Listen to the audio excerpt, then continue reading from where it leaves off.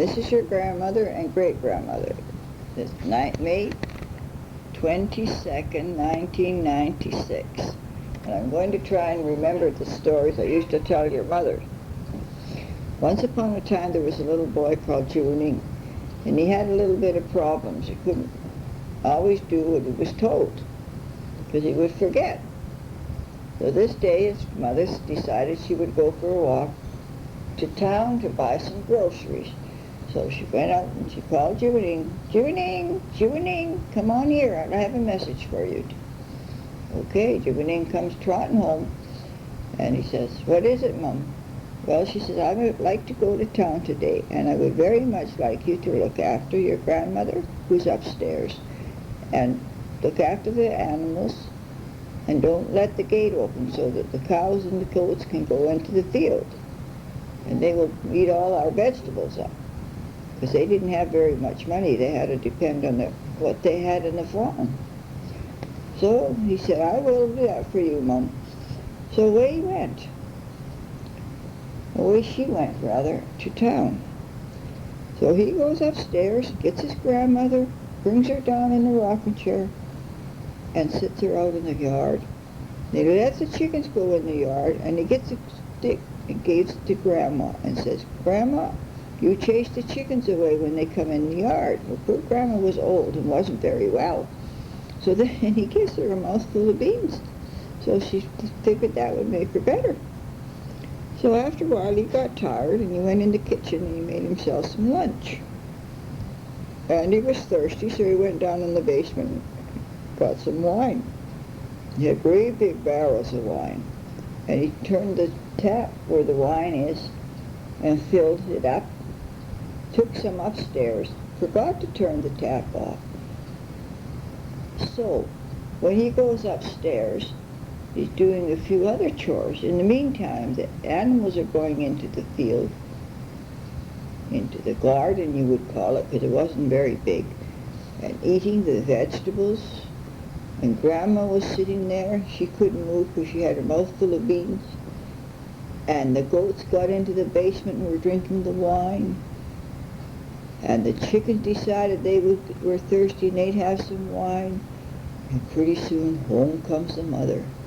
Oh, she says, Joanne, what have you done this time? Here was the animals were drunk, the garden was trampled over, Grandma was sitting in a rocking chair out there with a mouth full of beans. Oh, she says, you go to town next time, Joanne. I just can't leave you here by yourself anymore. So, when it was time to get the next grocery list, off she sends Joanne to the store. And he says, oh, he's singing all the way. And then he gets his groceries and he puts the butter on the top of his head. And he has a couple of glass jars that his mother needed, and he broke them so they could fit in the basket, into the knapsack better. And oh my goodness and gracious, he made a mess. Because the glass was broken, made a hole in the sugar bag. Naturally, the sugar's going to pour out.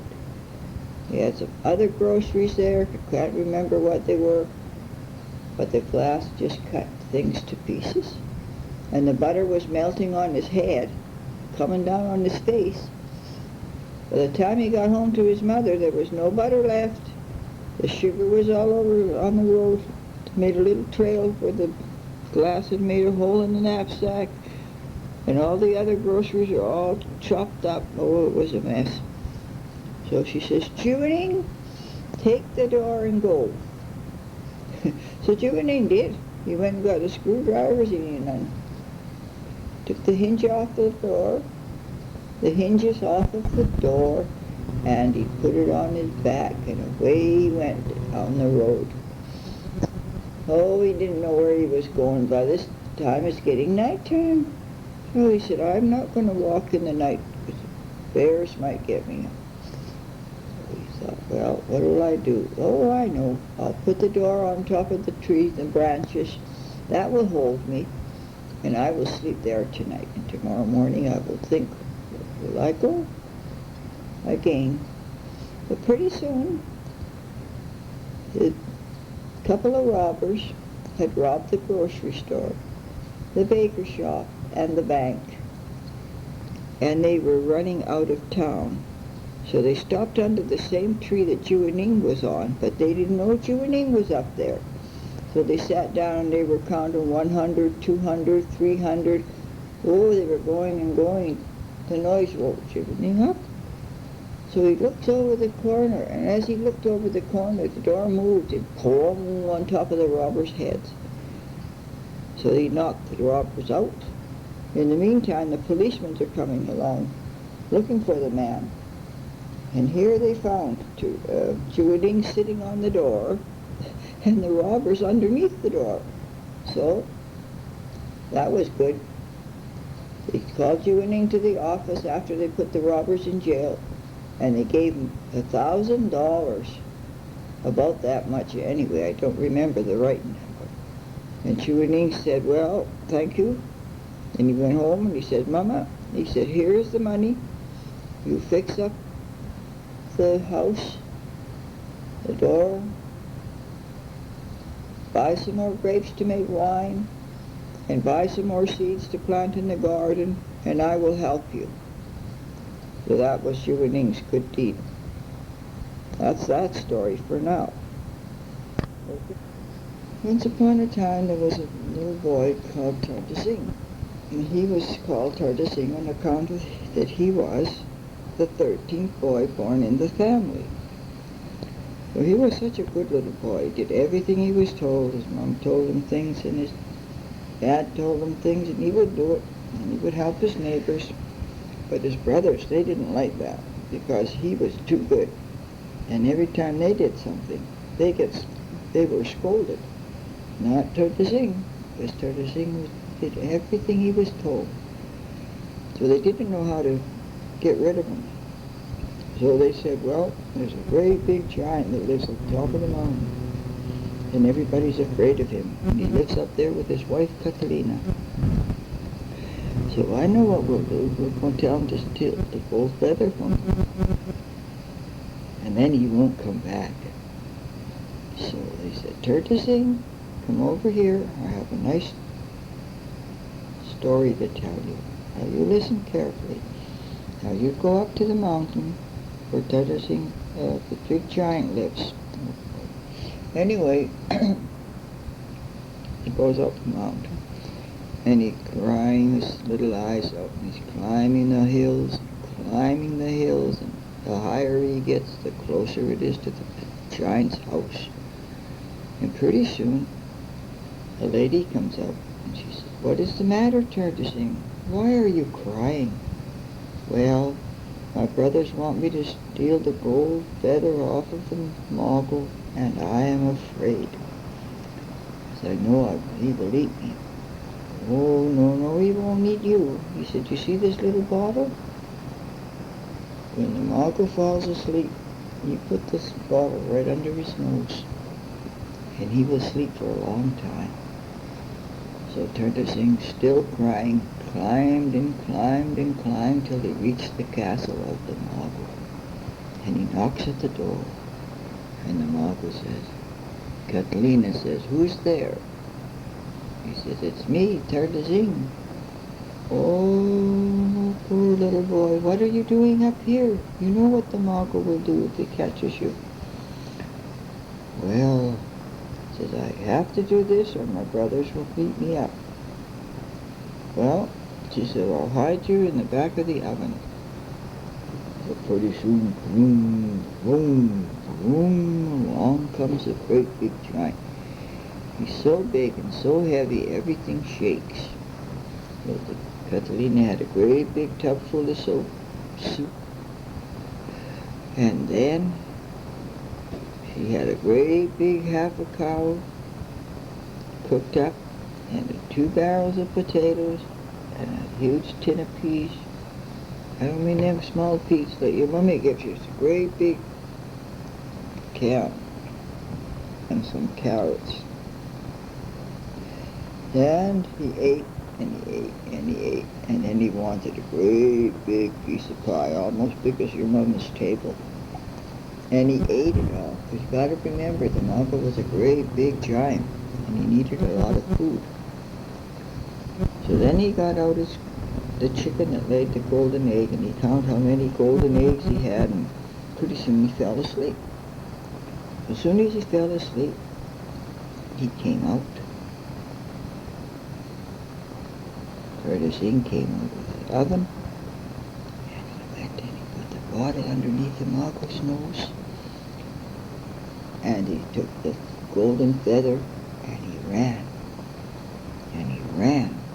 all the way down the hill. And when his brothers saw him, they were so surprised. Oh, they got together and they said, "What are we going to do? He's even so good he got the gold feather from the Mago." Because Bardessono didn't tell him the little old lady gave him the bottle with the chloroform in it that made him sleep longer. But pretty soon they said, "Well, you have to go and get the chicken that lays the golden eggs." Well, Bardessono started to cry again, and they said, "If you don't go, we'll just beat you up." So away he went, up the mountain again, climbing and climbing and climbing, till he came to the same spot where the little old lady was. And there she came again. And she said, "Bardessono, why are you coming back?" "Well," he said, "my brothers will beat me if I don't get the chicken that lays the golden egg." "Oh," she says, "here, take this bottle and do the same as you did the last time." So poor Bardessono took the bottle, crying, going up the top of the hill where the castle was.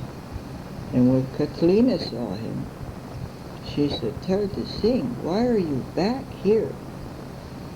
She said, "I'll have to hide you in another corner now. Let's see where we can hide you."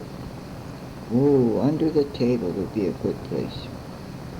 So he put them right underneath the table.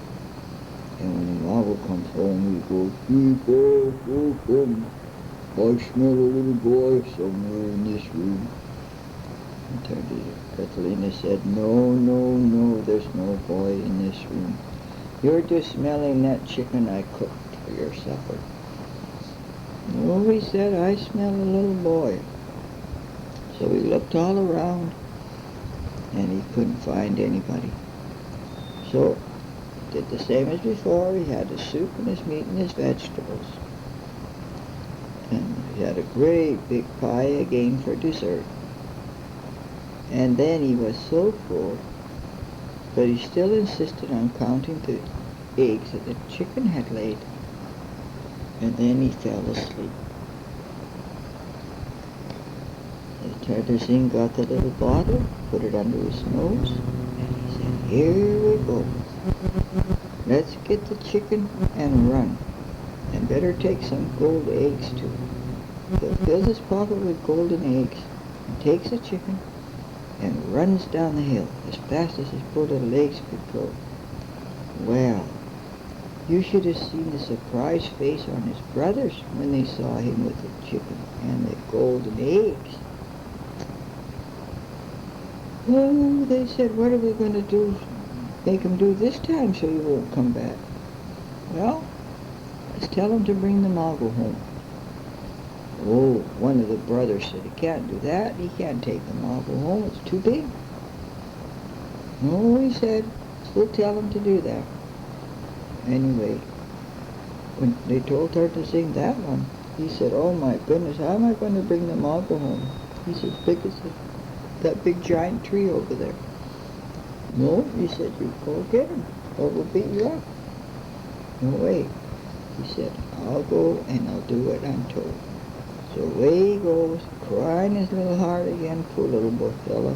He says, "Oh my, I'm not going to come home no more to see my mom and dad and my brothers."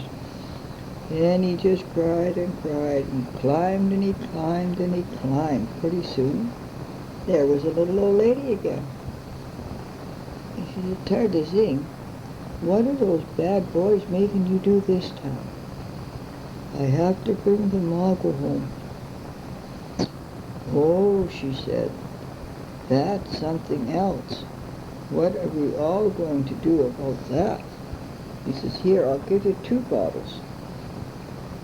One makes him Margot shrink, and the other one makes him sleep. So away he goes, up the hill, climbing, climbing, climbing, till he came to the castle, knocked the door. Kaklina said, "Why are your brothers so greedy? Why are they doing this to you?" "I don't know," he said, "but they will beat me up if I don't do what I'm told." "Well," she said, "you hide under my apron this time. I don't know where else to put you. And I walk, you walk." But pretty soon, boom, boom, boom, in comes the model. I smell that boy again.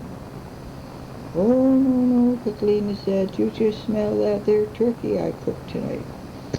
"No," he said, "I smell the boy." So he looked everywhere he could think of, pulled the drawers out, and he just couldn't find Bardessono because he was under the lady's apron. And every time she moved, he moved, so they couldn't really tell he was there.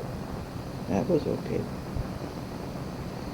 So the Mago has his great big supper again, and he hasn't got a chicken to count the golden eggs anymore. So he's just sitting there thinking and thinking. All of a sudden he falls asleep. Oh, I got ahead of my story now. What they did, they put some of that medicine inside of his soup. And while he was sleeping, he was shrinking. And he only got as big as a little puppy. So when he got as big as a little puppy, they put him in a box and got a wheelbarrow. And they rolled him down the hill. And when his brothers saw what was happening, in the meantime, the medicine was going away, was working out of his system, and he was starting to get bigger and bigger. And as he got bigger, the box broke. And when the Mago got really big, he said, "Now I know who's that little boy. Why did you come to my house and do all these things to me?" And Bardessono says, "Well, my brothers told me if I didn't do that to you, they would beat me up." So he got the whole 12 brothers in a circle, and he got a plum to give them a good, got all their heads together, boom, again. And he says, "If you ever do any more harm to your little brother Bardessono, I will come and get you." Then he went strolling up through the town and up the mountain, and he shook just like an earthquake. And Bardessono was not bothered by his brother ever again. And the Mago lived okay. Nobody came. He took his chicken and the golden eggs, and he took the golden feather and himself all the way up the hill. And that was the end of the story.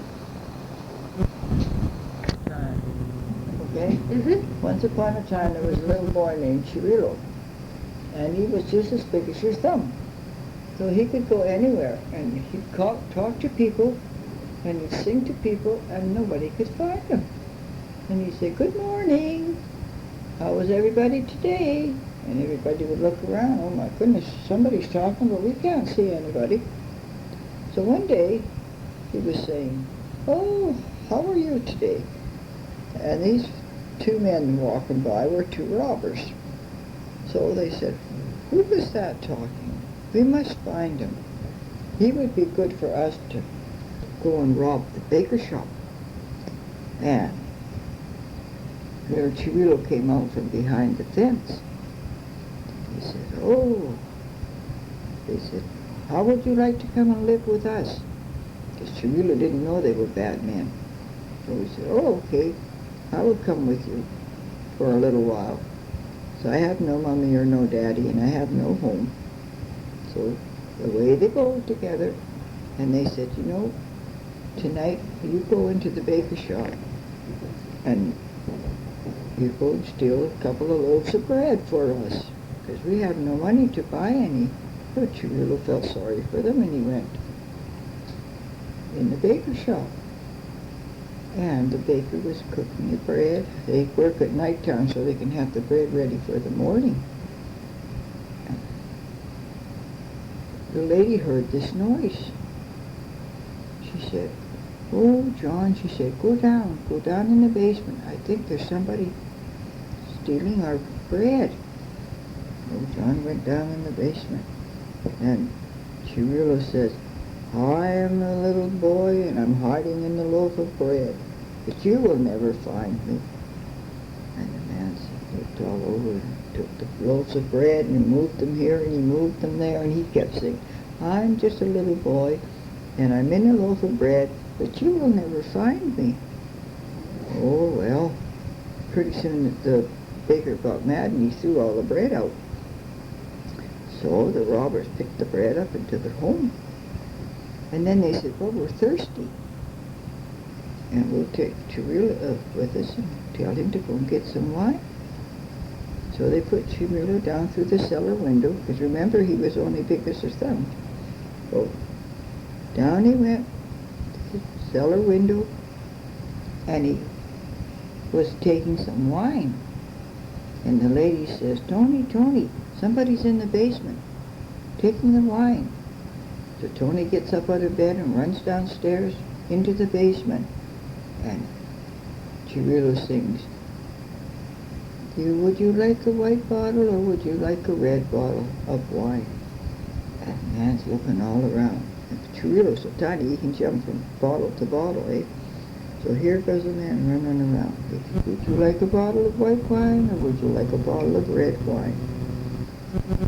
So anyway, the wine man said, "I don't know what's going on here, but I don't see anybody, so I'm going back to bed." So the robbers were out the window, and out comes a bottle of wine, and out comes another bottle of wine, and out comes another bottle of wine, and then they went away.